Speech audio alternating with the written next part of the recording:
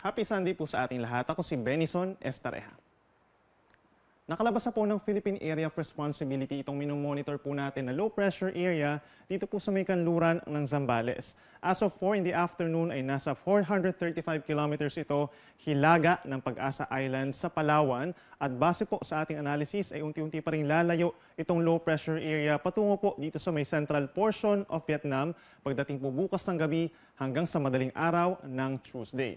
Itong low pressure area walang direct effect sa ating kalupaan, subalit bahagyang ini-enhance nito yung habagat or southwest monsoon sa may western sections of southern Luzon and Visayas. Samantala, isang low pressure area din po ang ating namataan sa malayong parte ng ating kalupaan, dun po sa may Pacific Ocean sa may parting Guam at nasa higit 2,500 kilometers naman po silangan ng northern Luzon. Base naman sa ating analysis, itong trough o yung extension ng low pressure area ang siyang nagpapaulan naman dito sa silangang parte pa ng Southern Luzon and Visayas at maaaring magpaulan sa mga susunod na araw. For the next 12 hours or mamayang gabi hanggang bukas ng madaling araw, malaking bahagi po ng Central, Southern Luzon and Visayas ang magkakaroon ng mga pag-uulan. Kung dito po sa western side, ito po ay dahil dun sa low pressure area dito sa may South China Sea. So asahan pa rin natin ang mataas na tsansa ng ulan over Zambales, Bataan, Metro Manila, dito rin po sa malaking bahagi ng Mimaropa and Western Visayas sa susunod na 12 oras. Pero yung mga pag-ulan natin hindi na po katulad kahapon na minsan malalakas po at nagtagal ito ng 2 hanggang 3 oras. Yung mga pag-ulan natin kalat-kalat at nagtatagal lamang ng 1 to 2 hours na hindi naman tuloy-tuloy. Dito naman sa may eastern side of Central Luzon, eastern side of Calabar Zone, Bicol Region, dito ng bahagi po ng Visayas, at ilang parte po ng Caraga Region, asahan din po ang maulap na kalangitan ngayong gabi, nasasamahan din ng kalat-kalat na ulan and thunderstorms, epekto ng trough or extension ng LPA sa malayong parte ng ating kalupaan. Dito naman sa natitirang bahagi ng Luzon, dito sa may northern portion, kita itong mga puti. Associated po yan sa mga localized thunderstorms sa may southern portion of Cordillera, La Union, Pangasinan at mga kalapit lugar. Dito sa may Cagayan Valley, habang dito sa may northern portion of Mindanao, patuloy yung mga localized thunderstorms every afternoon dito po sa may parting Misamis provinces, dito po sa Bukidnon, Agusan provinces at ilan pang bahagi ng Caraga Region. By tomorrow, ilang bahagi pa rin po ng ating kalupaan na magkakaroon ng mga pag-ulan. Kung sa western side nga, inuulit natin dahil dun sa trough ng low pressure area dito sa may parting South China Sea na papuntang Vietnam, mataas ang tsansa ng ulan sa may Mimaropa, Zambales, Bataan, at dito rin po sa Batangas and Cavite. So mag-ingat po sa mga posibleng baha or pagguho ng lupa. So kung lalabas tayo ng bahay bukas, siguruhin po na meron dalang payong. Dito naman sa may silangang parte po ng Luzon, for Bicol Region and Quezon Province, asahan din po ang makulimlim na panahon sa halos buong araw by tomorrow, lalo na po sa tanghali hanggang sa hapon, and then mataas po ang tsansa ng mga pag-uulan at mga thunderstorms. Then dito sa Metro Manila, mataas ang tsansa ng mga pag-ulan pagsapit po ng hapon hanggang sa gabi, and maaraw naman po in general pagsapit ng umaga. Other areas of Central Luzon and Northern Luzon, generally fair weather conditions at sa ibang lugar bahagyang maulap ang kalangitan na sasamahan din ng mga pulu-pulong pag-ulan or pagkidlat pagkulog. Sa ating mga kababayan sa Visayas, by tomorrow may epekto ng habagat pa rin or southwest monsoon itong Western Visayas. Asahan po ang makulimlim na panahon simula tanghali at maaaring magpatuloy ang mga pag-ulan sa hapon hanggang sa gabi.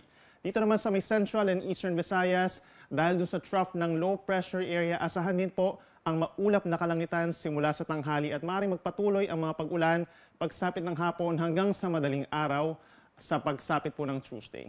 Then dito naman sa Mindanao, asahan pa rin ang bahagyang maulap at minsan maaraw na kalangitan sa araw po ng Lunes, but then mataas po ang tsansa ng mga pulu-pulong ulan or pagkidlat pagkulog na walang kinalaman sa bagyo or LPA, pagsapit po yan ng hapon hanggang gabi.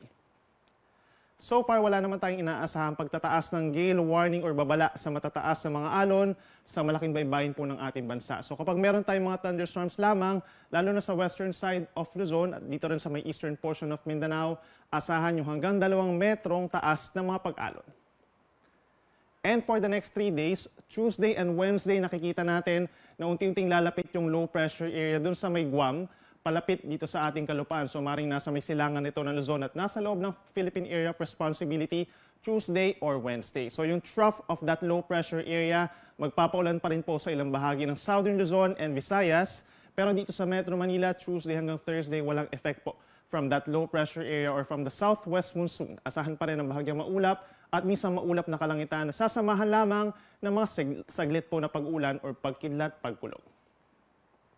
Sa ating mga kababayan po dito sa Baguio City and the entire Cordillera region, Tuesday and Wednesday, bahagyang maulap at misang maaraw ang umaga hanggang tanghali at possible lamang po hanggang 24 degrees Celsius na maximum temperature. Then sa hapon hanggang sa gabi, possible na yung kaulapan na sasamahan ng mga pag-uulan. Then pagsapit po ng Thursday, mas mataas ang chance na uulan na as early as morning dulot ng unti-unting paglakas po ng southwest monsoon na unti-unting hatakin po ng low pressure area sa bisilangan po ng Luzon. Sa ating mga kababayan po for Bicol Region, Tuesday and Wednesday, asahan pa rin ang makulimlim na panahon na sasama ng mga pag-ulan. Light to moderate rains po ito in general at hindi naman po tuloy-tuloy. So siguruhin pa po na magdala po ng payong. Then pagsapit naman ng Thursday, asahan ang bagyang maulap hanggang maulap na kalangitan na sasama ng kalat-kalat na mga pag-ulan pagsapit po ng gabi hanggang madaling araw. Sa atong mga kaigsuonan din na for Metro Cebu, sa Tuesday at sa Wednesday, asahan din ang epekto ng trough ng low pressure area. So itong eastern and central portions of Visayas, magiging maulan lalo na po sa tanghali hanggang sa gabi. Then pagsapit ng Thursday, bubuti ang panahon dahil by Thursday possible po na humina or maging circulation na lamang itong low pressure area sa may silangan ng bansa. At panghuli sa atong mga kaigsuonan din na for Metro Davao, sa kalagitnaan ng linggo ito, asahan pa rin po ang bahagyang maulap at misang maaraw na kalangitan na sasama ng mainit na panahon pagsapit po ng tanghali hanggang 33 degrees Celsius. Then sa hapon hanggang sa gabi, possible yung mga pulupulong ulan or pagkilat-pagkulog na walang kinalaman sa anumang weather disturbance. Ang araw ay lulubog 5:51 ng hapon at sisikat muli bukas 5:45 ng umaga. Yan muna latest mula dito sa Weather Forecasting Center ng Pag-asa. Ako muli si Benison Estareja na nagsasabing sa anumang panahon, Pag-asa ang magandang solusyon.